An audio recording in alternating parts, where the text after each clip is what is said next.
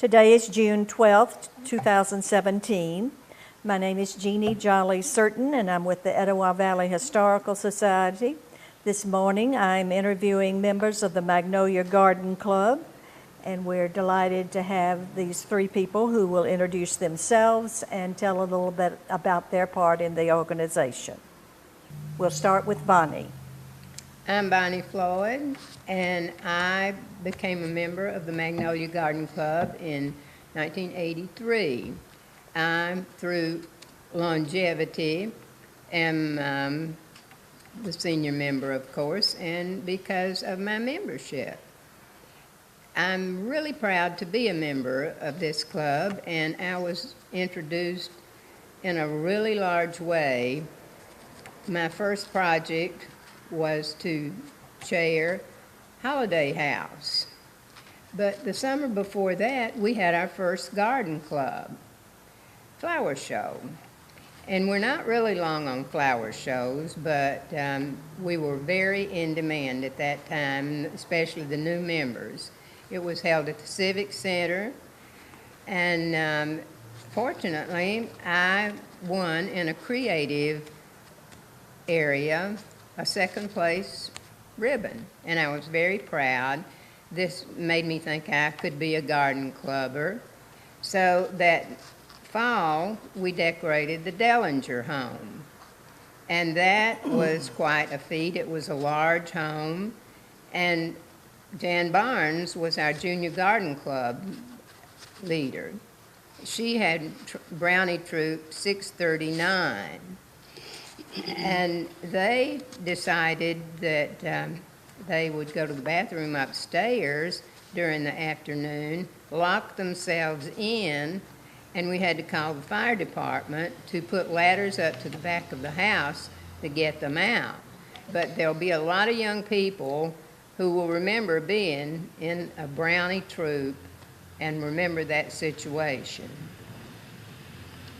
Also,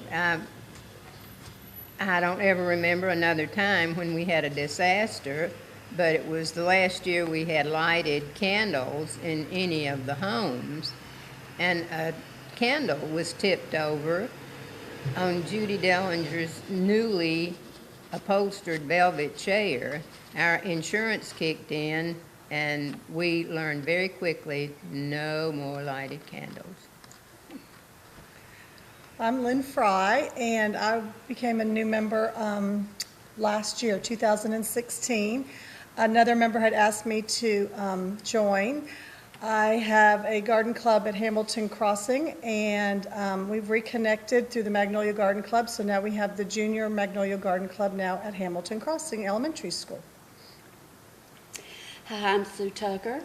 I've been with the Magnolia Garden Club since 1998. I retired, and Miss Jimmy Lipscomb was president at the time, and she asked me to join and actually sponsored me back in January, and I've been a member ever since. I've held several jobs. Right now I'm secretary, and I'm communications, newspaper articles and that sort of thing, which is right up my alley. So it's been a very big part of my life for the last 20 years. Well, today, interestingly enough, we're meeting in the carriage house of Roselawn, and Roselawn has played a significant part in the garden club. So, Bonnie, tell us how the organization got started. Well, in 1949, Marie Gilreath Cole Bell, Parmenter, organized the Cartersville. She was president at that time of the Cartersville Garden Club. And they held their first meeting here at Roselawn. And there were 48 members. Mrs. J.M. Fields, Mabel Fields, was the president, and Mrs. Frances Vaughn, Marie Vaughn, was the vice president. And this has been going on for all of these years with a lot of success. And Roselawn, as you say, has played a large part with our garden club, with the whole town, whole Bartow County, as a matter of fact. Because in the 1940s, when the children were graduating from high school, and the war, the Second World War, was about to break out, and young people were going off to war, she opened this carriage house and had parties for the young people because there was no other place to go. In Bartow County, in Cartersville, there was no place of entertainment. And she had Cokes and sandwiches and hot dogs and made these people who were really, it would have been a traumatic time to have been a young person and know that you were facing either the draft or joining a service. So she did a real service to the people of Bartow County. All right. What would you say would be the main goals of your organization? Sue?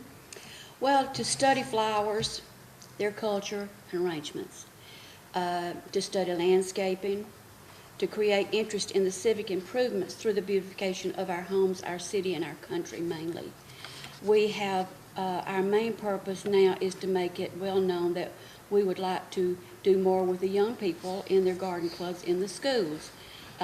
Like was said earlier, in Hamilton Crossing in 1998, I went on one of my first field trips, or it was a meeting, and saw Bonnie and several ladies who have already passed digging holes, and I realized then that this is not just a social thing. This is a working club, and it has been that way ever since that I've been in it. I've noticed women we've had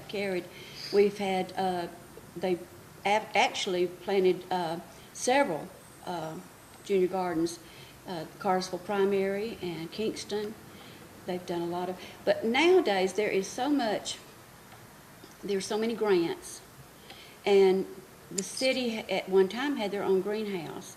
So there's not a lot that we can do as far as beautification around the area. That mostly is taken care of. They're happy when we offer to do something, but it's not like they need us in that capacity. So now we ventured into scholarships, and we give on scholarships. And then we did the Blue Star Monument marker at the Frank Moore Building. And we did that in November, and it was on Veterans Day, and it was such a big deal. And we had so many dignitaries, state as well as Georgia dignitaries from the state and local dignitaries.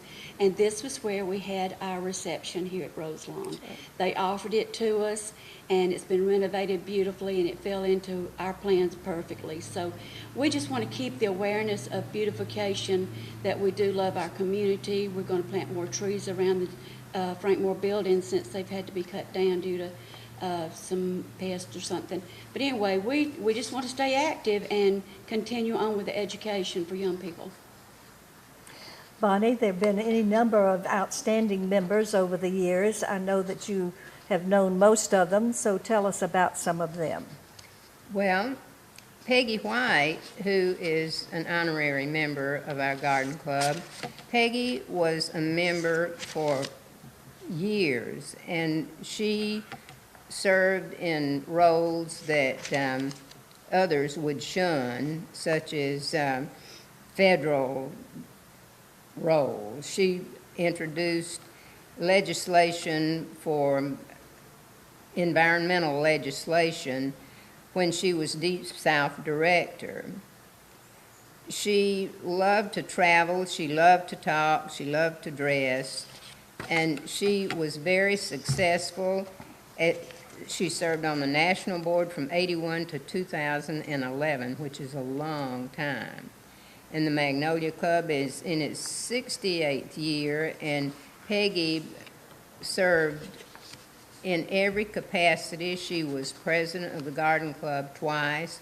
I would say she's one of our very valued members.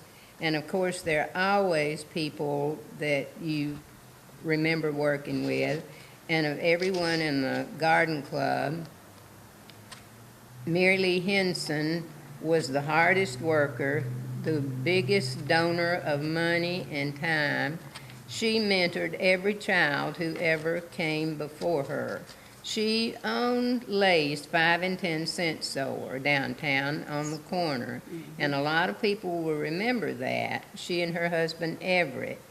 And he worked right along with us during the flower show, and he was very quiet, but he was always there if he was needed. But she was such a joy to work with. I would say that she's one of my favorites. There was also Mattie Leah Tatum. She was related to the county commissioner. That never hurts to have someone in the government. There was Louise Hood, who was a member for forever, I think, and she contributed a lot. And she was a member at the time. We did some of the plantings at the Weinman Mineral Museum before it became TELUS. Also, there's a young woman named Sherry Henshaw, who was a member when I first became a member, and she has continued to grow and be involved in county work. She now is head of Keep Bartow Beautiful, and she never fails to be present at any opportunity to further the environment of our county. And there's so many more. I could just go on and on. But one of the ladies, I will say, Mary Vaughn, was one of the forces. She was a rather large lady, and if she didn't know it, she thought she did. And she was also one of my favorite people because you knew exactly where she stood on things. Where do you meet and how often? Sue, you want to answer that? We are meeting, right now we're meeting at Heritage Baptist Church. It's, we have it on the second Friday of every month except July and August, which we take a few months off vacation. We actually met here for a while at Roselawn, and then they condemned it, had to remodel and redo. So then we went to ATCO for a couple of years. But we're at Heritage now. I'm very comfortable there. It's a good location for everybody. It's centrally located, and we've enjoyed that location for a good while. But Go ahead, Bonnie. actually, when I was elected to the Garden Club, and that's one of the difference, now you join the Garden Club, but I only received one black ball at that time, so I became a member. But we did meet at the Cartersville Civic Center. We have met, as Sue says, at the ATCO Clubhouse, the Episcopal Parish House, Waterford Clubhouse, and we really feel like we have a home now at Heritage Baptist Church. They're most generous to us and let us use their coffee maker. Lynn, how did you get involved with organizing the Junior Garden Club? Well, I worked at Hamilton Crossing for 30 years, so I was a faculty member when the Magnolia Garden Club put in the garden in 1998. So I got to see how beautiful the garden was and how it changed the school. Before, the garden's located in the middle of the school, and there's two wings to the school, and you couldn't get from one side to the other without having to walk all the way around. There was drainage issues and a lot of different issues. And the garden club came in, and they put in this beautiful garden, and then we were able to go across and walk through, and besides being a beautiful garden and being aesthetically beautiful, it also was something that we could use as a staff and then students too. Over the years, staff had moved, people retire, and nobody was really taking care of the garden, and it got overgrown, and it was in despair. And I sat there and watched it, and so as I got towards the end of my career, I realized I had a little bit more time, and so I went to the principal and asked her if I could start back the garden club. She wasn't even aware that we had a garden club. So that just explains how long it had been. It had been a long time. 20 years. So I started with just a few students. We started with the after-school program, and what we do is the children that are in the after-school program fill out an application if they want to be in the garden club, and they tell us why they want to be and what they'd like to do in the garden. And we meet once a week for roughly 2.5 hours. And because after-school program, the children are already at school, they have transportation to go home, which helps. This is all part of the planning of it all. We meet once a week, like I said, and I was working at the school, and one of the members, Kathleen Clark, came up and was talking to me about joining the Magnolia Garden Club, and I did when I retired, and that's how we got back connected through and I became a member, and that's how we got back connected through the Magnolia Garden Club.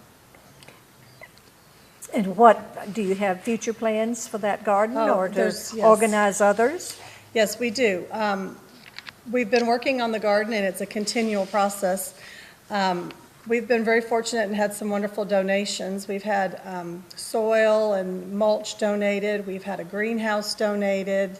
We've had raised beds donated. And so we now have vegetables. We have perennials, annuals. It's a very beautiful garden, and it's continually growing and always changing. We are going to join and do some contests through the Magnolia Garden Club, and there's always different. We're always looking for new things, and always planting and changing out. It's constant. And this is why Lynn is so important to our garden club and important to the children at the school, because this is one of the gardens that we spent a lot of time on. And we went to convention, and we won 7 awards. 20 years ago, this was built as a sensory garden. There were raised beds.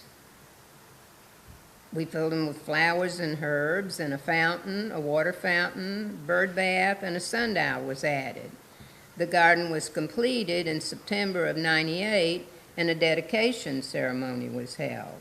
Actually, they had a tea for us after they completed their garden, refurbishing the original one.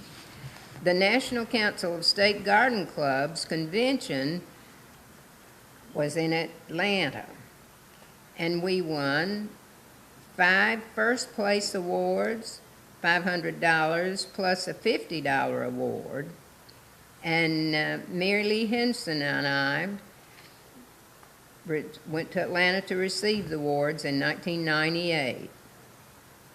And we're grateful to you for your work. Well, I appreciate that. Thank you.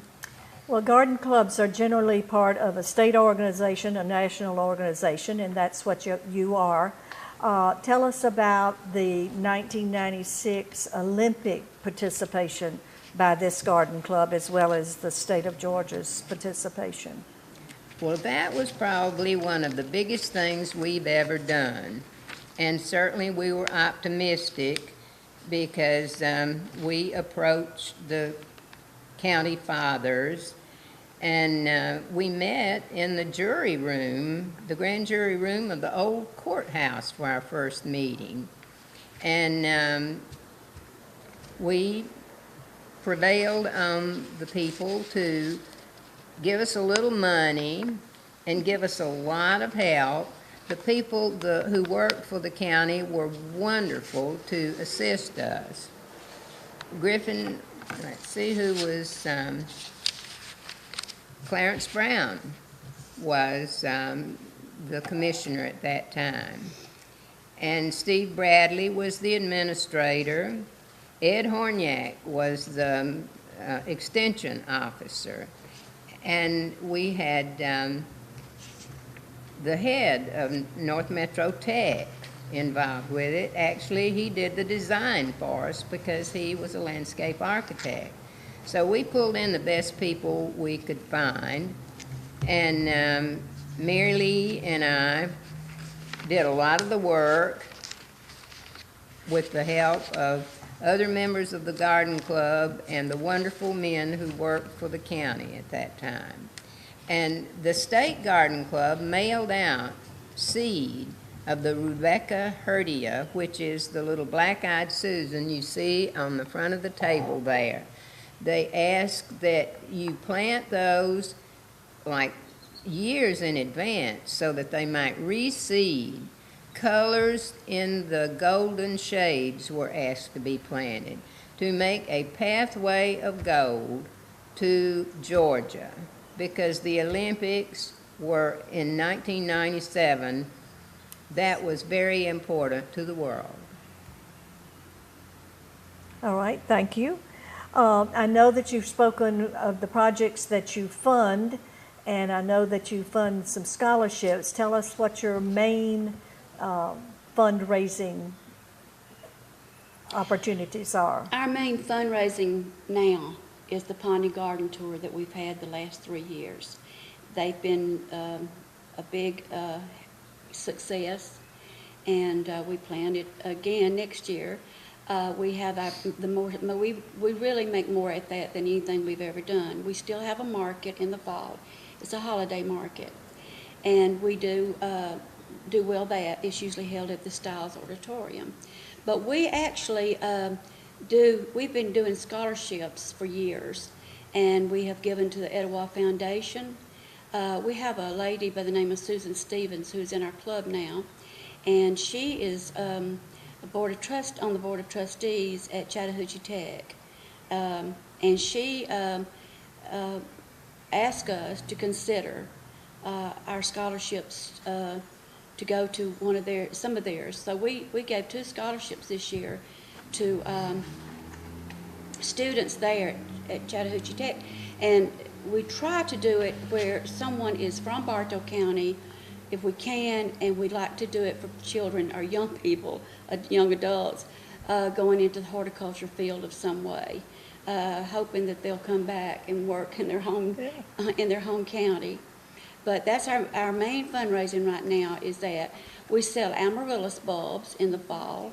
That's another fundraiser. They're beautiful. They're very, very nice bulbs, and we sell those. So we have several little projects that we do so that we can do this. And I know I spoke earlier about the Gold Star marker. That was very big for we've been trying for years to do that. And so that enabled us to buy the marker and to get everything in place with the help of Harvey Evans at the county and Steve Taylor. They really worked hard with us, and we were able to bring that to the county and make many. We had 18 Purple Heart recipients there, and we had many not Vietnam necessarily, but a lot of veterans there, and it's placed right next to the Veterans Wall. Our walk, I don't know, some people call it one or the other, but it's right at the entrance there to where the flags are. So we're very proud of that. We have joked a little bit about how the organization got its name. Does anybody want to chime in on that? Well, that was stated in the Constitution of the Magnolia Garden Club when it was formed. Article 1 states that this club will be called the Magnolia Garden Club. And we see the lovely blossom, and certainly it's a worthy name for our club. Very appropriate. Yes, How do you think your organization has changed over its 68 years? Well, Bonnie said that when it started in 1949, a group of ladies got together and started a club. When we were asked to join, up until I joined in '98, I was sponsored. And it was kind of a formality. We were asked to come, and then we were actually presented, and I was asked to join and voted in by the board right over here at Roselawn. And so it was really an honor to be asked to join, and then to be, sponsored by Jimmy Lipscomb was my English teacher. She was my music director. She directed music at church. And then she taught me to design flowers for the church, and then she asked me to join. So she was my mentor, my teacher, and that was very meaningful too. but I've never realized what a organization was until I got into this, and it's just been a fabulous experience for me. But that, plus I've been on different committees, and not too, maybe 5 or 6 years ago, I was still mailing out about we have 36 members now, active members. Several honorary members. After 10 years, you can go to the honorary status. You don't have to pay dues or serve on any committee, but you're still welcome to everything that we have, parties, meetings, field trips.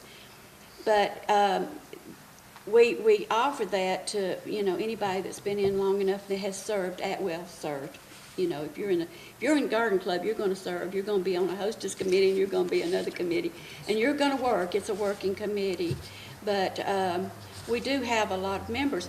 But because of technology and the computer, now I can email with I have everything on a little group, and I just write one letter, and I send it out to 35 members and other members, inactive and honorary. Plus, I have 3 that I mail out. They don't have the computers yet, but I'm still pushing them to do that. But other than that, I mean, it was a lot of letters to put in envelopes and stamp and mail out, and that's not the case anymore. So that's changed a lot, and the fact that we're not meeting in homes, which we did earlier. I think we outgrew the homes, and I remember meeting in some homes early on, but we outgrew them. It was just too hard to get, we've always had between 25 and 30, and a good attendance, so it was hard. But those things that I personally know that have changed. Ms. Bonnie, what else do you have to tell us about? There is one project we haven't mentioned. We designed the gardens at the Carswell Primary School. I can find no documentation about that, but the one thing that is so fascinating, has its own pixel. Now, maybe one of you can tell me about a pixel. I think it orients that area from the sky. Anyway, the garden was absolutely fabulous, and it was very badly looked after. It had a tadpole pond with a fountain. It was beautifully landscaped, but here again, without care, and especially during holidays and when school's out, it is neglected. So here again, that's why we're so grateful to you. This garden did not get that attention. We have another garden. It was Laura's garden, and it's out here at the end of Rose Lawn. We did that when I was president. I think 93. But anyway, I don't know when it was. It's been a good while. But we have a bench out there that says it's in honor of Laura's garden. Laura was Sam Jones' wife. They lived here when he was an evangelist. And she had all these roses, and you've seen those if anybody knows about Rose Lawn and where it got its name. But she had a cottage garden. She grew vegetables and things. But we actually started Laura's garden, and we planted a lot of hosta, and we planted a lot of dogwoods and a lot of beautiful things. And it's one of the, I understand, there's several weddings a year here. And that's one of the favorite places for a photographer pictures, is the bride and groom like to have their, and it's got our garden club name on it in the year. And it's very, that's nice that we can do that. And we get donations, and we go out and refurbish with pine straw and hosta and plants. So that's one of our big ones too, that we just, we're trying to keep going. I know that you have programs at each of your monthly meetings. Could you tell us about them? Well, we just completed our picnic, which ends our year. And this was held at Riverscape Gardens, which is on the river. Riverscapes is a national daylily farm. And we could not have asked for a more beautiful place or a lovelier lunch basket, our Vice President, Sandra McMillan, is always ready with a good program. The theme for that was agritourism, which is a fairly new subject, but Morgan and Deb Aiken said that they had over 600 people attend their daylily farm, and that really is agritourism because the rules are very stringent to show on a national level. They had to dig up some of their beautiful daylilies in order to meet the guidelines for this. We have interesting speakers. We go on field trips. One of the last field trips we went on was to the Cherokee Garden in Marietta. And this is where they have only native plants. And the people who spoke with us have also been asked to speak at the History Center here in Cartersville. But it was a lovely event, and we had lunch at a restaurant not too far from the native garden. Sue, some of the other. Well, adding to that, they actually have been asked to speak at our district, Laurel District, at Garden Hilton in the fall, and that's another thing that we're privileged to have. We're sponsoring that, so we've been asked to do that. We have 3 members in our club that are district committee members, and that's myself. I'm with the Blue Star Marker monument type thing. Because I've worked so closely with it last year, I guess they thought maybe it was fresh on my mind. But I will be helping the others in the district, trying to encourage them to erect these monuments, these markers. But Susan Stevens is correspondence secretary, and then Joanne Dorsey, who is a accredited floral designer, has been president of our club. And she also serves on the district as a recycling chairperson. So we're very well represented in the district this year. We have had speakers on butterflies. We've had speakers on all kind of gardens, people that have gone to Europe and come back with ideas. Very interesting. We've had people that grow herbs and that sell them at Ingles and Walmart here, right down the road on Canton Highway. So we've had, and we didn't know that till Sandra started investigating and found these wonderful people that were willing to come in. We've had antique store owners to come in and show their wares, and also how they design for decorating for the holidays. So it's interesting, and we get to usually hands-on a lot of their products, and it's interesting. It's just not going have coffee and talk. It's a very working and very educational club right now. Recently, there was a proclamation regarding gardening signed at one of your meetings. Can you tell us about that? That was Friday at Riverscapes. Representative Paul Battles, came and signed the proclamation, which states that we represent and we acknowledge National Garden Week from June 6th through the 12th. We do that every year, and we do a Georgia in April, Georgia Garden Week, and it's just a symbolic thing that we do, that we want to show everyone that we respect that week, and it's proclaimed. And Representative Battles, he's been in school with us. I went to school with him, went to church with him. He's a very wonderful person, and he and his wife were able to come to the proclamation signing, which Bonnie had written up and asked them to come. The organization of the Garden Club is the local garden club. Then you have districts within the state of Georgia. You have the State of Georgia Garden Club, and then you have Deep South, and then at the national level. And they all have projects. Do you participate in most of those? Most of our projects, like the proclamation, is part of the Georgia and the national. And the Blue Star Marker was a national project, and actually first one in Bartow County. I think Floyd has several, but this was first one in Bartow County, and we won first we won first at the Georgia State Convention as our project. We won first place for that, and we won first place for Georgia Garden Week, and we're hoping to win one for National Garden Week next year. So yes, we do. And the winning of awards is not the purpose of all of this, No. but it always is a nice bonus. And Magnolia has shown well both at the Laurel level and at the state of Georgia level. What else do each of you like to share with us that we have overlooked?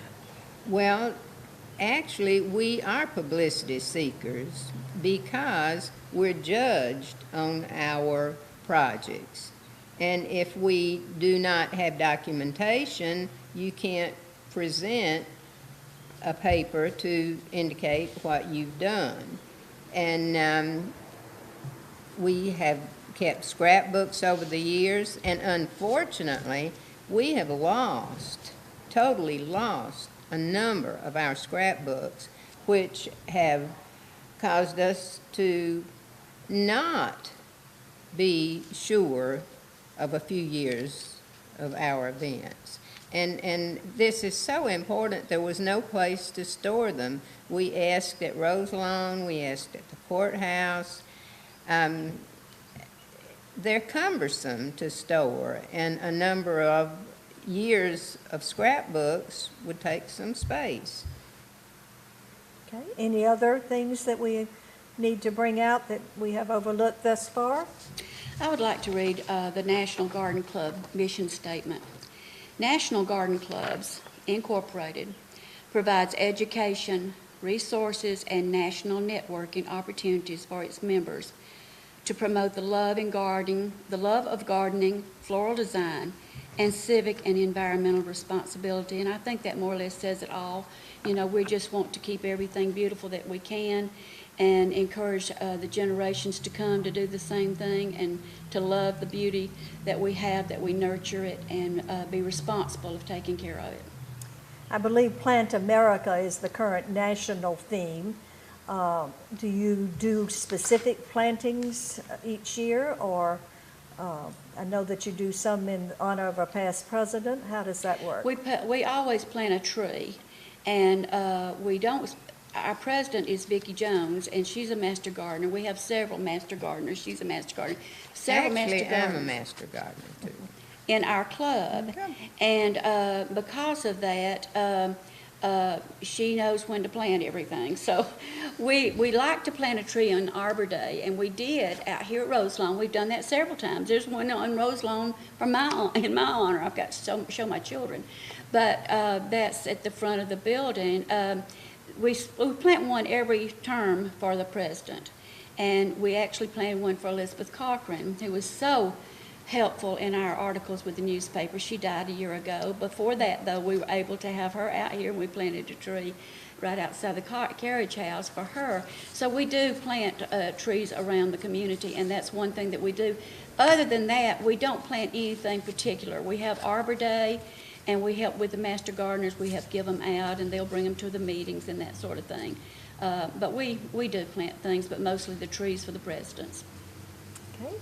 Any other thoughts? There have been other garden clubs. Of course, there was the Cartersville Garden Club, which Mary Parmenter belonged to. Then there was the Etowah Club. And then there was the Grand Gardeners, and they were probably the longer lasting of the other clubs, but simply through attrition, they are no longer with us, but we do have maybe two members. We have 3 members. 3 members from the Grand Gardeners. And then there is another club. They, I think, are longer on meetings than planting, and I'm not sure what the name of it is. Jeannie, maybe you could help me with that? Where is it located? They had a meeting at the courthouse and a beautiful lunch and or hors d'oeuvres and a program in October. I'm not The familiar with that. ladies club. The Don't know that one, I don't All right. believe. Okay. Well, I think we've just about covered everything. We really appreciate you allowing EVHS to record the history of your club. I think that EVHS's goal has been to provide the oral histories that we have done so far so that future generations can enjoy the heritage and traditions of our county and city. Thank you very much.